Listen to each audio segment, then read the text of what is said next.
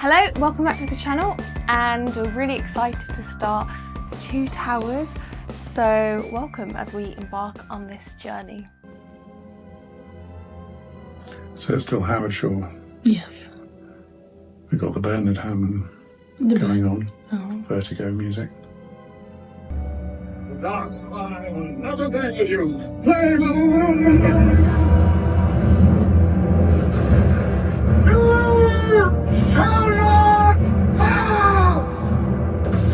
Come, you fools!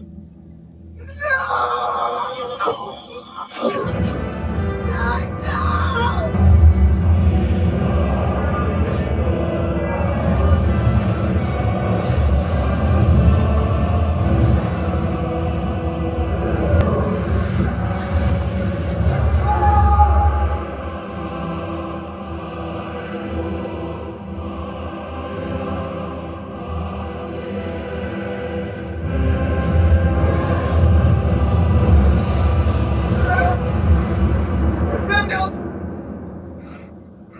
What is it, Mr. Frodo? Nothing.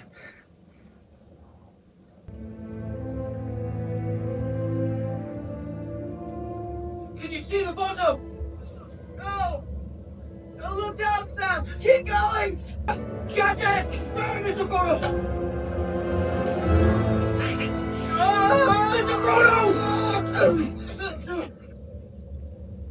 I think I found the bottom. What's in this? Nothing. Just a bit of seasoning. I thought maybe if we was having a roast chicken one night or something. Roast chicken? You never know. Sam. My dear Sam.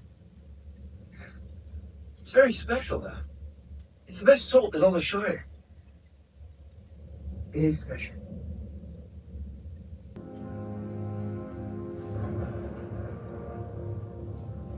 Mordor. The one place in Middle-earth we don't want to see any closer. The one place we're trying to get to. It's just where we can't get. Let's face it, Mr. Frodo. We're lost. I don't think Gandalf meant for us to come this way. He didn't mean for a lot of things to happen, Sam. But he did.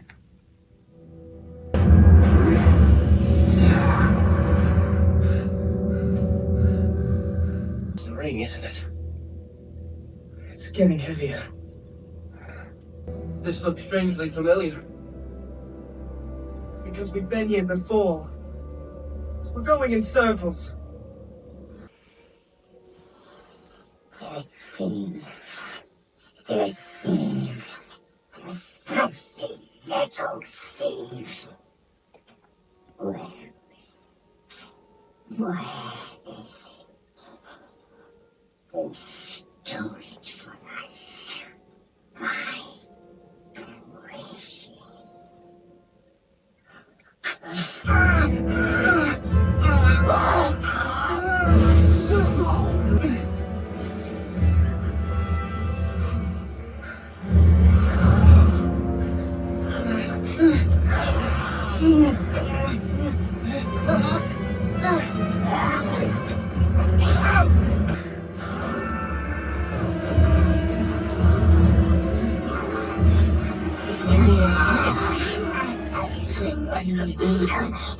This is Sting. You've seen it before, haven't you? Go.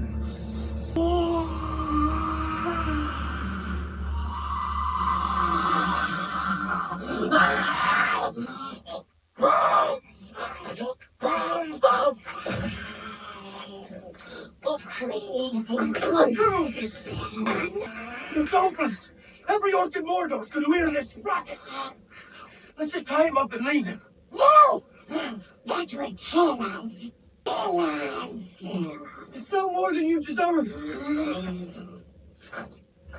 Maybe he does deserve to die. But now that I see him, I do pity him.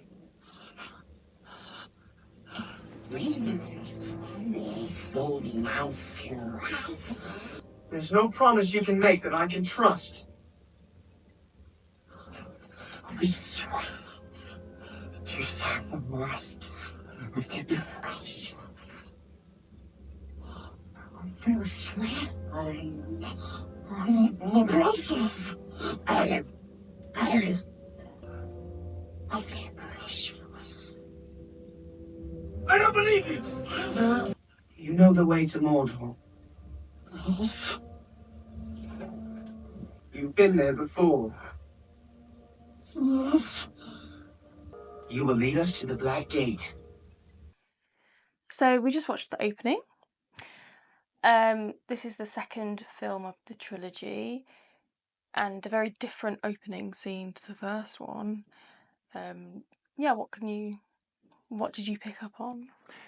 It is the second film of the trilogy. It made me wonder if trilogy is really the right word for this, because in a separate set of videos we looked at the Batman trilogy and the Christopher Nolan Batman trilogy. And if I were to compare those with this so far, and I've only just started watching The Two Towers, I haven't read the books, just to remind people, whereas the Batman trilogy feels like three separable films with overlaps and some continuity and some main characters persisting throughout, they nevertheless feel like they can be seen as individual movies.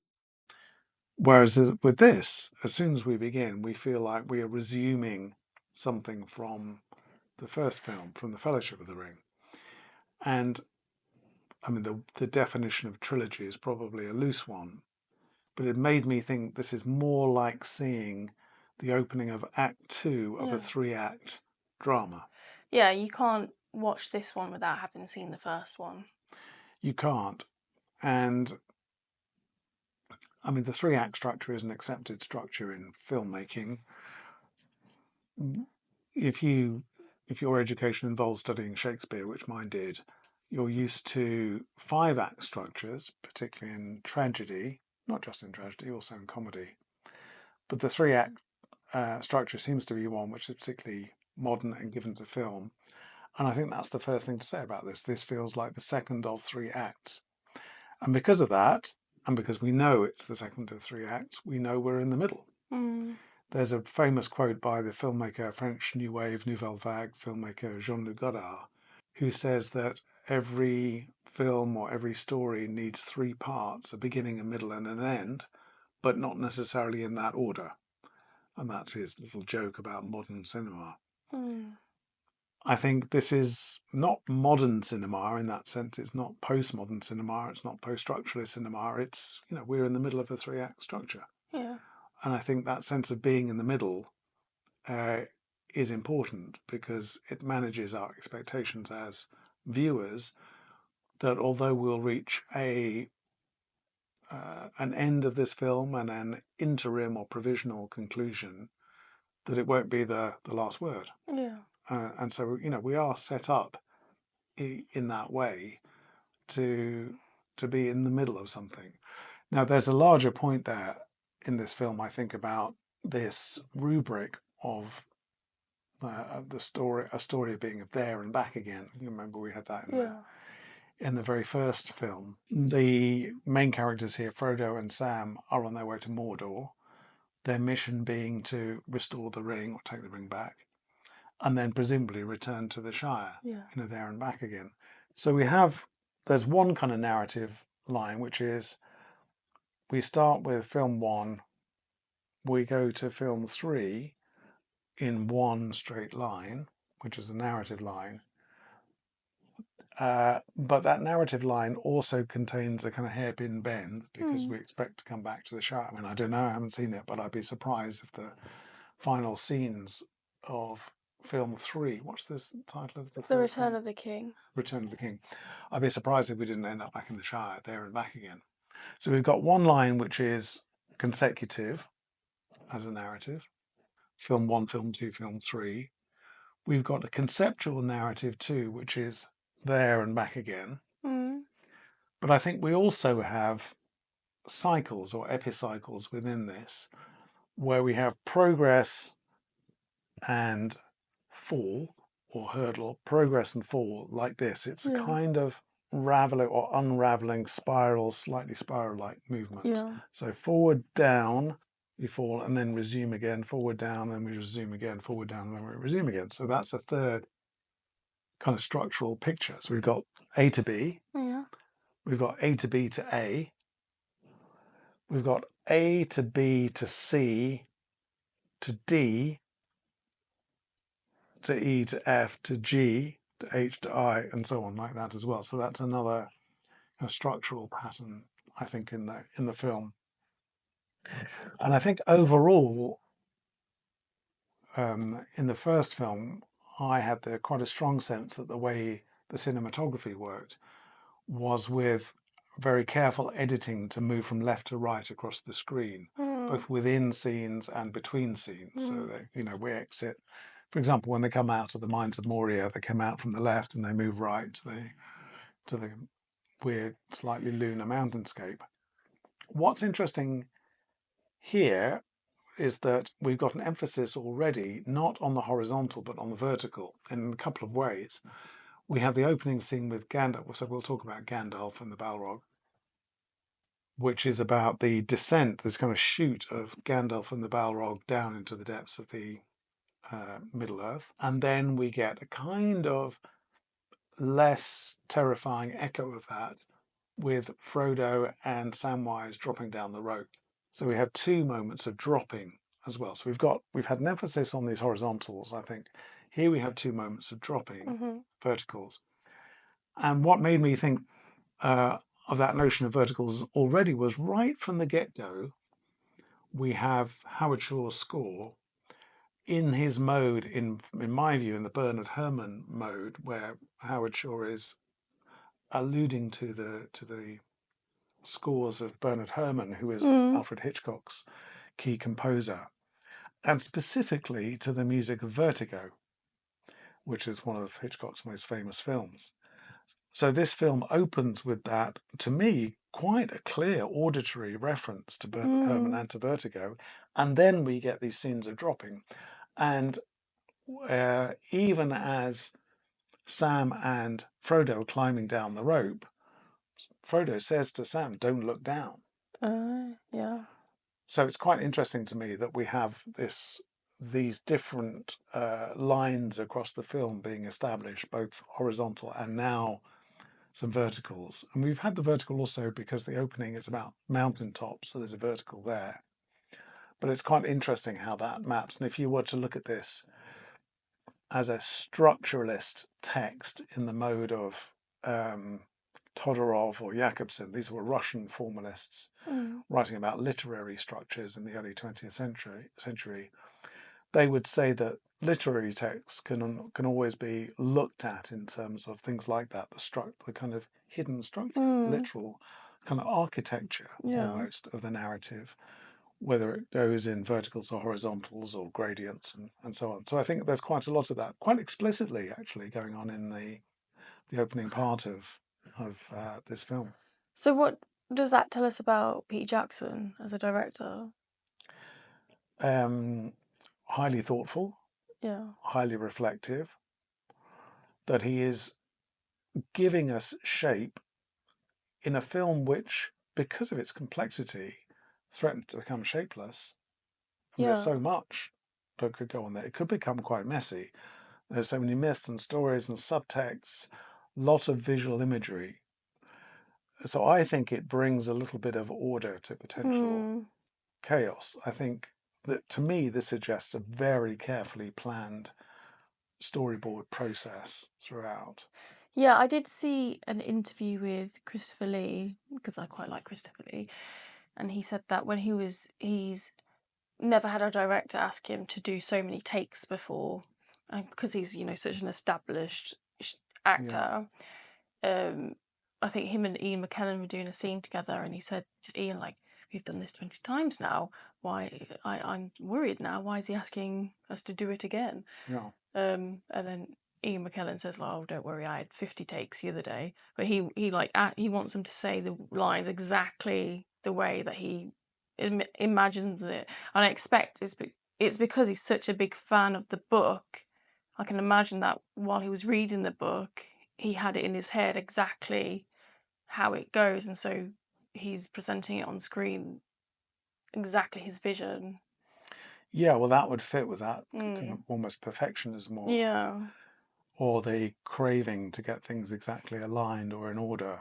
But to me, those grid lines, as it were, are quite prominent. You know, the verticals and the horizontals. That notion of there and back again. I mean, there's a bit of a back to this notion of being this being the second film. In general, I think the expectation is people will have seen the first film before they see the second film. Yeah. But there are two aspects in which this opening behaves as if it could stand alone a little bit too. So number one, we get what's effectively a recap of Gandalf's battle with the Balrog and his descent into the earth, which is effectively a recap.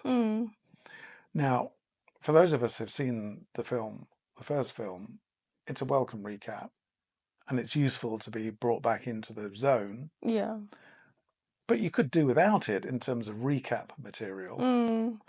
And there's a question, well, if you're going to recap that, why don't you recap more?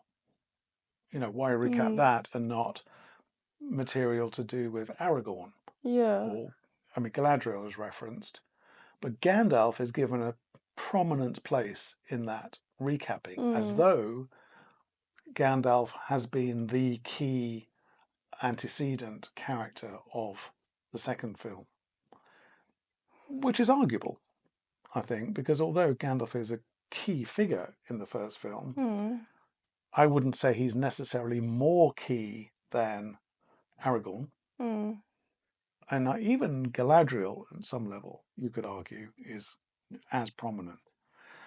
So that recap, to me, is it's a slightly odd choice, because if this is a second film where you're expecting people not to have seen the first film, why just recap that and not recap more? And if it is for people who've seen the first film, still there's the question, why give that such prominence? Anyway, there is that recapping which goes on. And for narrative purposes, that helps because it gets us into the mood, gets us working again, as it were, wakes up our muscle memory of the films and the characters and the atmosphere. So that's the first overt narrative device, the recap. The second overt narrative device is that recap occurs within a dream, which is Frodo's dream. When we begin watching it as viewers, we don't know that we're watching the inner scenography of Frodo's mind when he's asleep. We only find that out when he wakes up and he says, "Oh, I had a dream." And so we've got now a second pretty standard or conventional narrative device to convey material to the viewer. This was a dream. Yeah. So at the beginning of the first film, the narrative device chosen is Galadriel giving the voiceover. You know, the broad view narrative account where she, although she's a character within the film, adopts a kind of super narrator stance, as though she's outside the film as well as inside the film, as though she's on a kind of platform or a balcony or a bit like a chorus in a Greek drama. But in this film, we don't have Galadriel giving the voiceover, which is interesting in and of itself. We could have had Galadriel giving, you know, in the first film you heard this, now you're about to hear the next part. We don't get that. We get this dream function. And so, therefore, Peter Jackson is using two standard narrative devices to get us into this film. We've got the recap of Gandalf and the fact the recap of Gandalf takes place within a dream. And thirdly, we have the fact that we're not using Galadriel here, you know, which again suggests that this is not the beginning. This is not the epic start of the whole journey. This is an intermediary point in the narrative. So I think all of those things are going on in terms of just the setup and some of the choices, directorial choices, particularly narrative choices made about the film here. Yeah, I always felt that recap was for, because when we would have gone to see it at the cinema, because it was out at Christmas, and then, you know, back then you didn't get the DVD until like the next Christmas anyway. So I always felt like that recap was because you hadn't seen the film since last year, so you needed like a little reminder when you went to the cinema to see this. Yeah. Because cinema's completely changed now. Yeah, and you can't binge things on streaming services.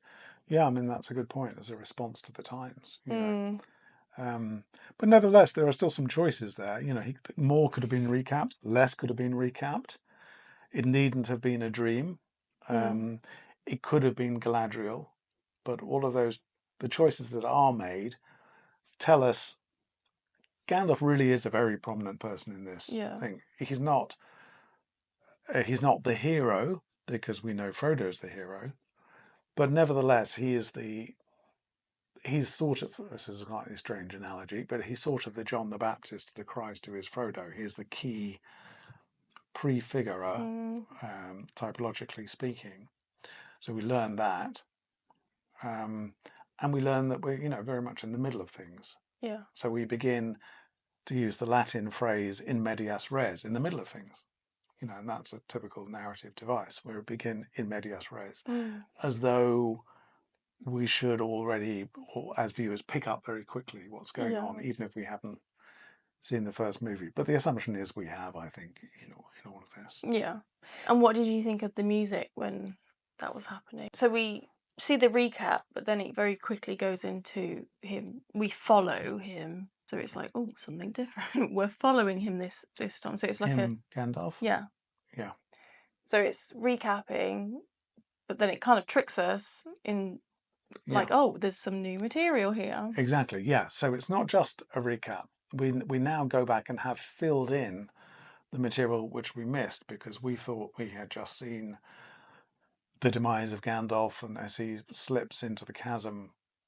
But now we see an extended descent. And I was very much reminded there of Milton's description of the fall of the rebel angels in Paradise Lost, you know, kind of extended fall, where actually it's not clear what the result is of that fall. It's not clear at the end of that whether there is a death for either or both characters. But nevertheless, there is that sense of them both falling and both falling together, as though, like murderer and murderee, they're bound together. Their fates are now entwined. I had in mind too a little bit, maybe we talked about it in a previous video, The Exorcist, and this notion that if you want to rid yourself of a demon, you have to give your soul to it to satisfy it so that everybody else can then be free of it. And in a way, I think that's what Gandalf was doing. He's feeding himself to the Balrog. I don't know. He's kind of feeding himself sacrificially to the Balrog, so that Balrog is then satisfied, and so that the others can continue unburdened in their journey. But it's not clear, you know, if that is a conclusion. So we are given more material, but that material itself doesn't quite finish anything. So the expectation that I had coming out of it was, we're going to hear a bit more from Gandalf. And maybe we'll hear a bit more from the Balrog, I don't know. But we'll probably hear a bit more from Gandalf because he hasn't been completely obliterated or incinerated or whatever is going to happen down in the lava of the centre of the Middle Earth. Yeah. We were properly introduced to Gollum via Frodo and Sam. Yeah. What are your first impressions of Gollum? Yeah, so now we have Gollum enter the scene. He's pre-announced because Frodo says he's got a feeling of somebody else being there or then being followed. That sense of intuition that Frodo has, we don't quite know where it's come from. We don't know if that's come to him through the power of the ring, through some sort of osmosis with Galadriel. He didn't appear to have gifts of intuition quite like that before in the first film, I don't think. But now he seems to have a kind of gift. And it's interesting, that's the kind of gift that Gandalf had in the first film. There's a point at which Gandalf, I think, says, Yeah. Gollum is here, or I feel somebody else is here. Yeah, he does, because Frodo says, it's in the Mines of Moria, I think. Yeah. And then Gandalf says, oh, that's Gollum. He's been following us. So, So that, to me, is interesting, because so far there's nothing that's told us how Frodo might have arrived at these gifts of, intuition or extrasensory perception. And yet he's got them, and for the first time we see him displaying them. And given that he's just had this dream about Gandalf, my interpretation is that Gandalf has sort of become interiorized or internalized within Frodo. He's in his dreams. He's already in his memory because he's grieving. So in a very ordinary way, he's in his head. But in a less ordinary way, he's in his dreams. And now in a third way, Gandalf, or at least the skills of Gandalf, seem to be internalized or interiorized within Frodo, as if to say, look, I can tell when, in this case, Gollum's around, because I have inherited Gandalf's gifts or Gandalf-like gifts of detection. So I think, to me, that's a very important moment in the film, which isn't really made explicit, but it's now Frodo's moved on a bit in this second film. it does feel like he's mature. It shows his maturity and his character development. It does show his character development. And there's a second way in which his character development is shown, which is when he rather condescendingly says to Sam about the box of salt, oh, Sam, how sweet of you, words to that effect. Because up to this point, although Frodo has been the leader and Sam has been the faithful friend, and actually it's a bit like a master and their dog, Sam's got that almost puppy-like or dog-like quality to him, faithful and a bit dumb. Now Frodo seems just a little bit more above him. Yeah. And that comment to me sounded a little bit condescending. Yeah, I felt that as well, because that's not in the original film. There's other bits where I think he is a bit condescending. He says something very similar. But yeah, watching that, I did feel like I didn't really like his character in that moment. And so I think we've got two ways in which, we've had Frodo and Sam more or less like equals and more or less like brothers. Now we've got Frodo with this gift of perception and with this slightly patronizing attitude towards Sam. So they're still together and Sam's loyalty is never in question. But Frodo is just being a little bit above, superior, not necessarily. I mean, it sounds like I'm making a moral point. I'm not really. I'm really talking about the way in which Frodo is now developing into something a bit stronger, and bigger. it's kind of like a disconnection from the Shire as well. Yeah. Because I think Sam kind of represents the Shire, and he's like, this is the finest salt in the Shire, and I'm keeping it in case we have a chicken. It's fair. And I think Frodo is, because of what he's gone through so far, he's almost like it's a distancing from the Shire.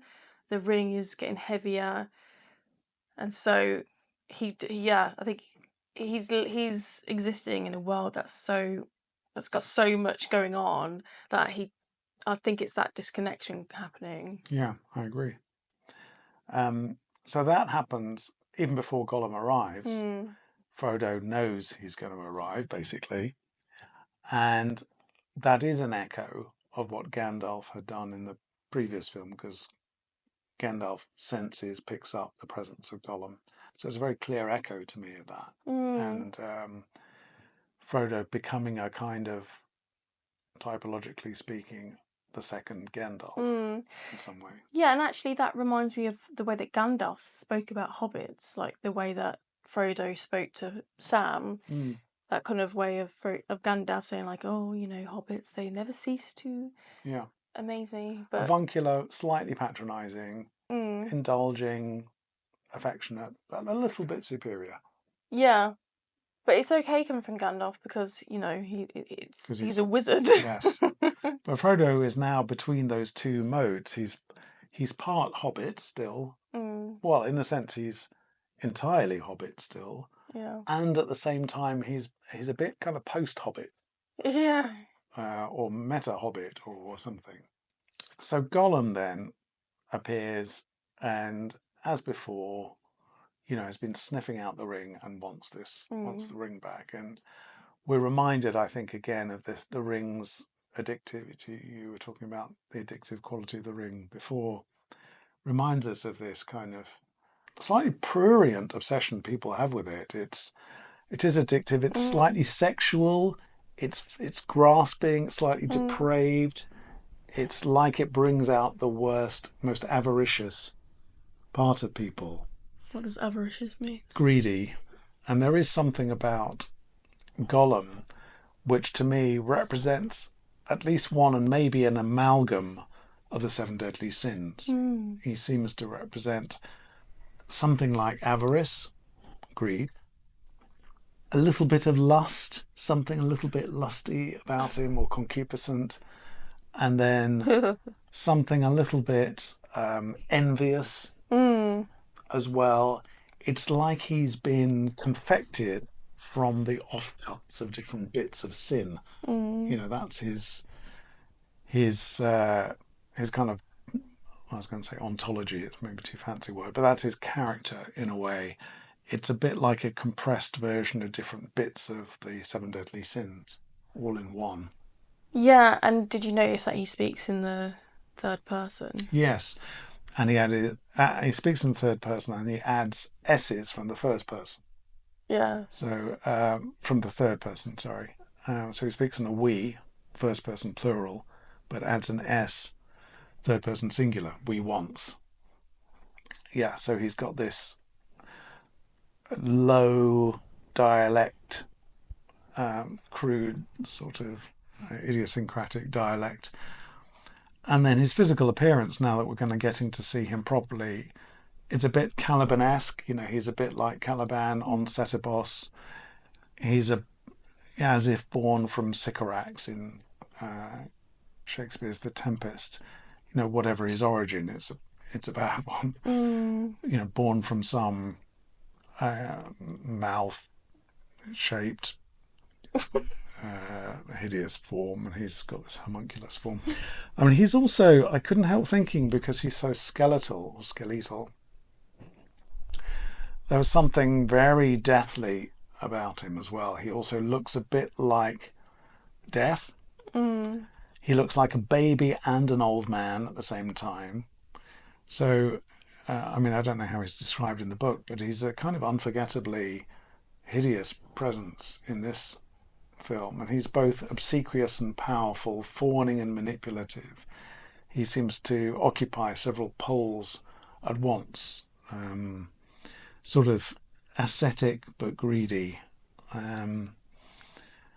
So a kind of brilliant characterization, and I think Sam, despite the fact he's been slightly put down or patronized by Frodo earlier, is actually the one who seems the more wary of him. Rightly so, I think we're supposed to think. And then I think in a slightly implausible way, Frodo invites him to just lead them to the gates of Mordor, as though that's a way through. Maybe it will be, I don't know. Yeah, because they're lost. They keep walking in circles. Exactly, there and back again. So, you know, who knows? But clearly, whatever Mordor is, he's someone not to be trusted, and he's like almost like a kind of plague that come back to Earth. I mean, I've said a few times about these films, and what I infer from Tolkien about them, that their style throughout is not direct allegory, you know, this means that equates to the other, but just very allusive. They refer to lots of different things, which make it feel like a very rich kind of mythographic space we're in. And the character of Gollum, in a way, is a perfect exemplum of the whole, because that character itself is so multi-referential, you know, alludes to so many things, you know, alludes to death, alludes to sin, alludes to lust, alludes to gluttony, alludes to life, is a baby and is an old man, is, you know, undying, keeps sort of returning, Rasputin-like, Lazarus-like, undying, and yet is also kind of dead at the same time. You know, it's a very evocative, brilliant characterization, which in a way sums up a lot of how the film works, you know, by referring to many, many things without necessarily delimiting them. Thank you for watching, and please like this video if you enjoyed it, and we'd love to see you on the next one. And subscribe to the channel if you're not already subscribed, and that's it. So thank you.